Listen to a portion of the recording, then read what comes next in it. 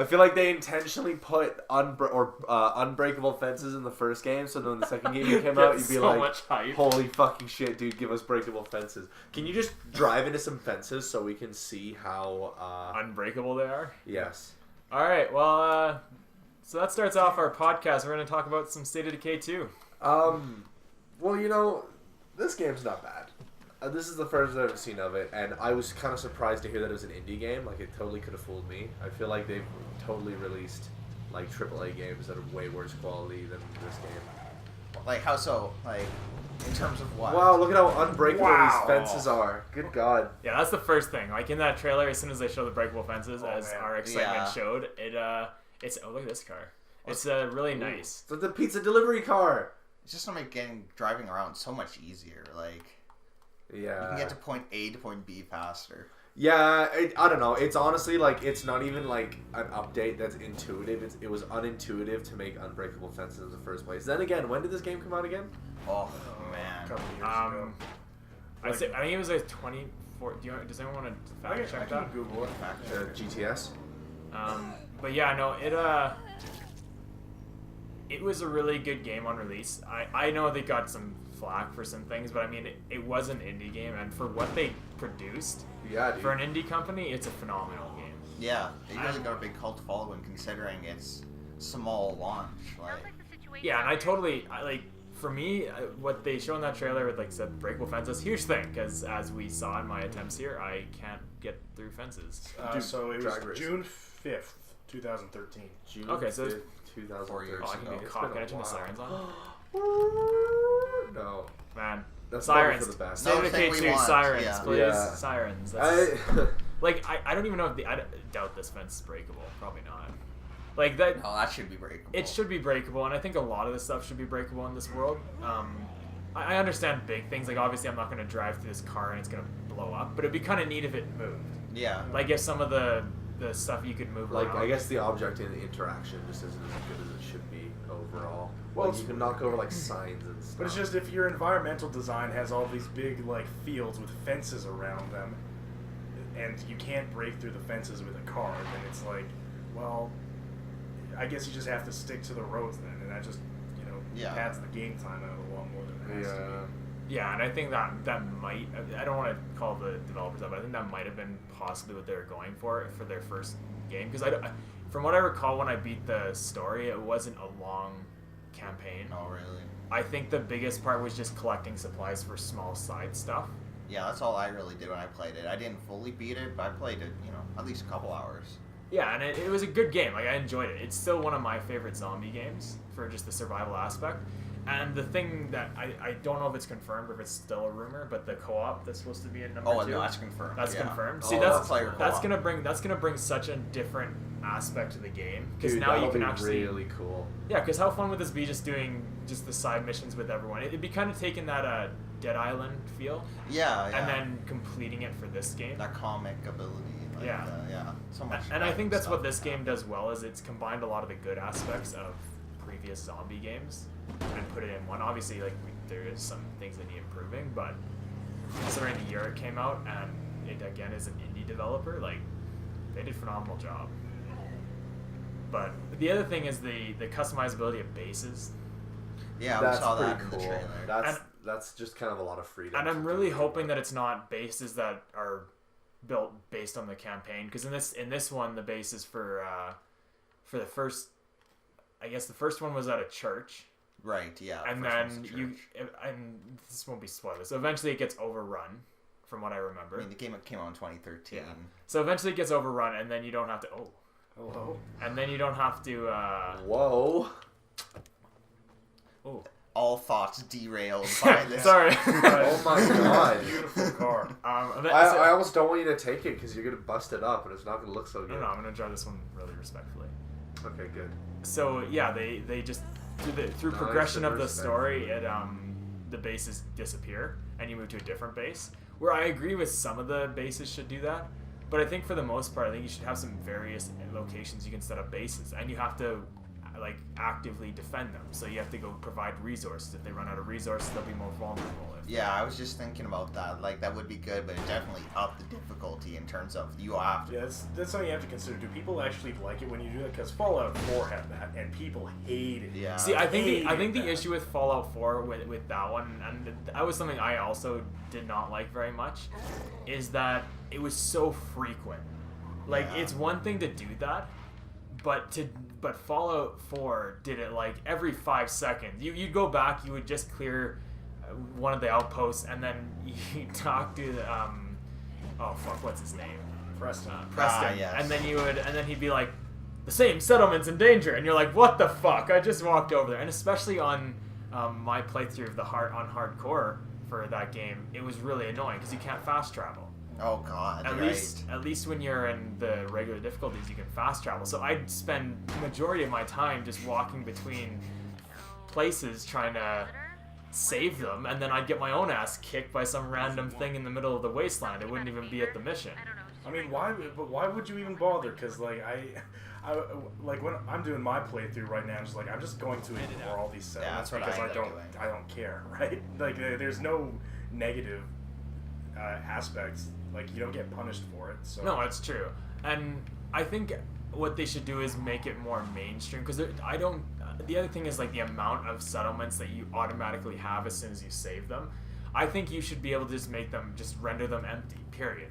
Sure. And then those settlements aren't an issue. It's only your active settlements. So if someone chooses to have like 10 active settlements, they're gonna have a lot of work on their hands because they're gonna have to actively protect those 10 settlements. But if you have only 2 active big ones, then you still have to actively protect them. I feel like that changes the aspect of it.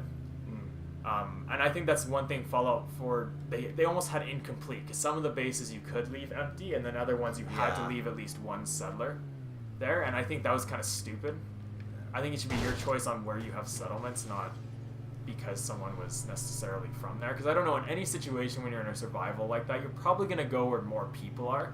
You're not just gonna just sit in the middle of nowhere with a little fucking wooden shack and a couple crops and say, "Oh, we're good here. Just leave us. Yeah. There's super mutants on this side and raiders on that side, but we're good. We got this under control."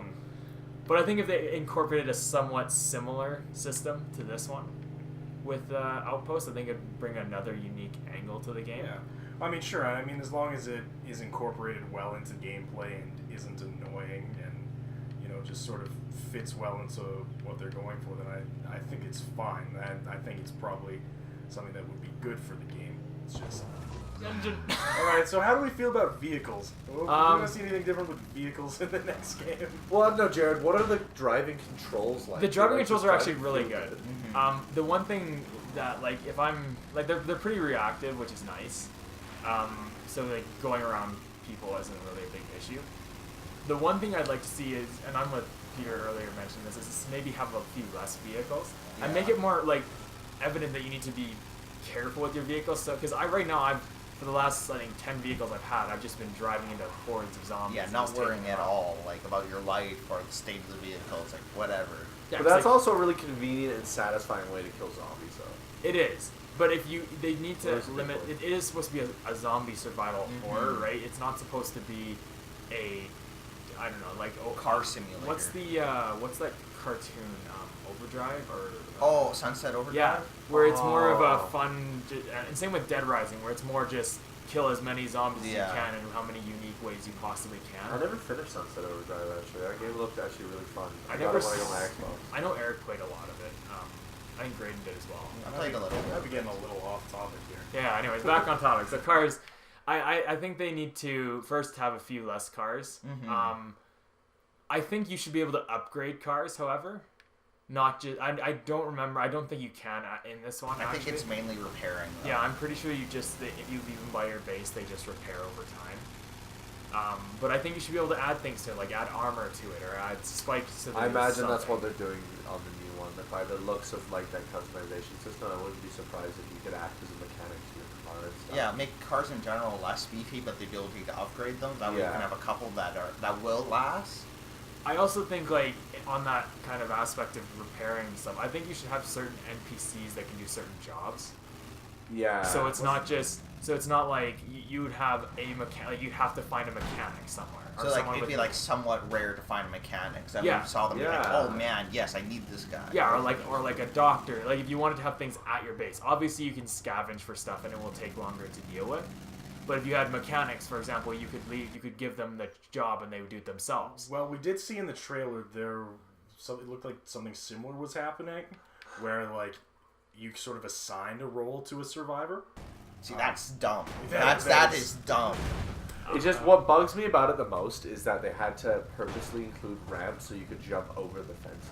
I mean, that to me that says they thought about it, they saw that issue, and they decided to go that route rather than just making everything destructive. Yeah, which Yeah. is like a really condemning decision to make. Like, Yeah, I 'cause feel to like me that it's- really reduces the credibility and kind of quality of the gameplay. Yeah, it's not really making their game better per se. Like to me, it's just It puts a band-aid on the problem. Like, yeah. Yeah, no, I honestly for vehicles, that's my own thing. Just do the mechanics best up. And I also think like the customization of vehicles is what people kind of fantasize about these zombie scenarios. Like remember Zombieland?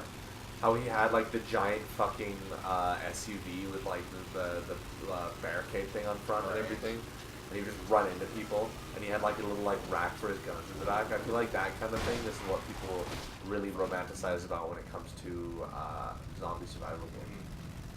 Yeah, no, I agree 100%. Because I mean, you would probably do that. Like it is a survival-based game, and that you probably would think of something to fashion when you're in, if you were in that situation in real life. Like you wouldn't just be like, yeah, let's just drive around in my vehicle and hope for the best, right? You'd probably try to do something to make it in case some shit, like something really bad happened.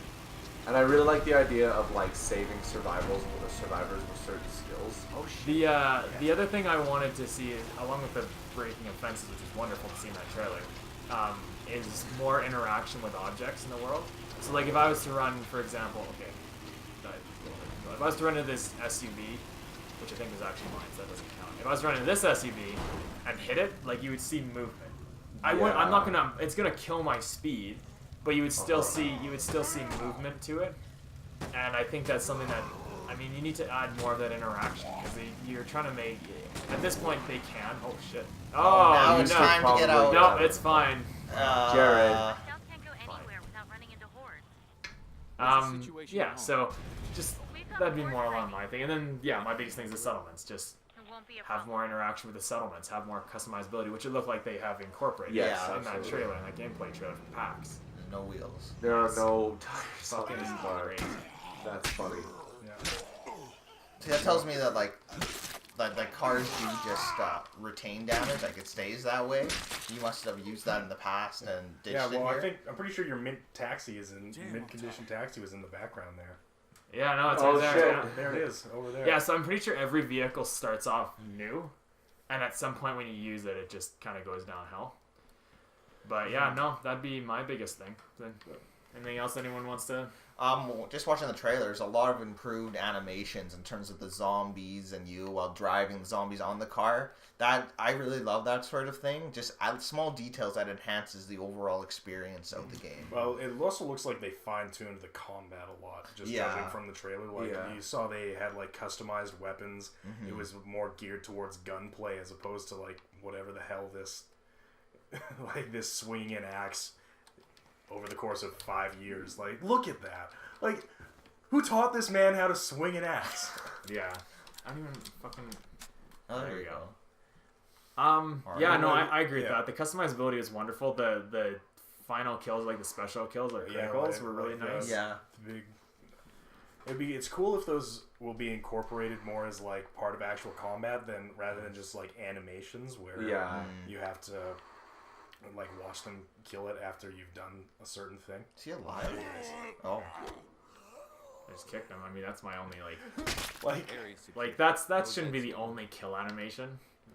The other thing that I really liked is they fine-tuned like the vehicle combat as well, being able to open the doors and do more unique kills. wasn't there another game where you could do that, like open the doors with your car and then? Yes, I forget what it. I don't remember what it was. I know it was. Yeah, I know what you're talking about. I just don't remember the name of the game. Yeah, no, I really wasn't that too excited for State of Decay 2, but after watching the trailer in comparison to this game, I actually gotta say I'm looking forward to it a little Well, bit. I know Grain and I are gonna pre-order it. I think Eric's. Well, it's part of Game Pass as well. Oh, is it? Yeah. So anyone who has that is gonna have access. So to yeah, it. I'm gonna get it just because I have Game Pass.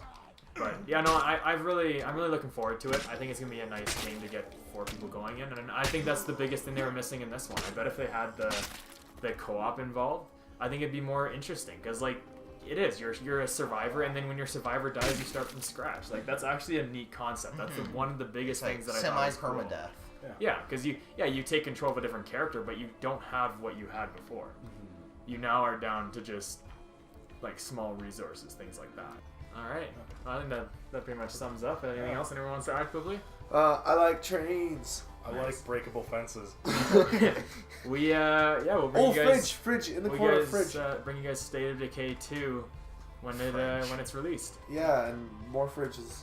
Oh, it's not I don't want any more I fridges don't in State of know. Decay Fuck 2. this. Yeah, no more fridges. Cut out the fridges. All right, thanks for watching. Bye bye.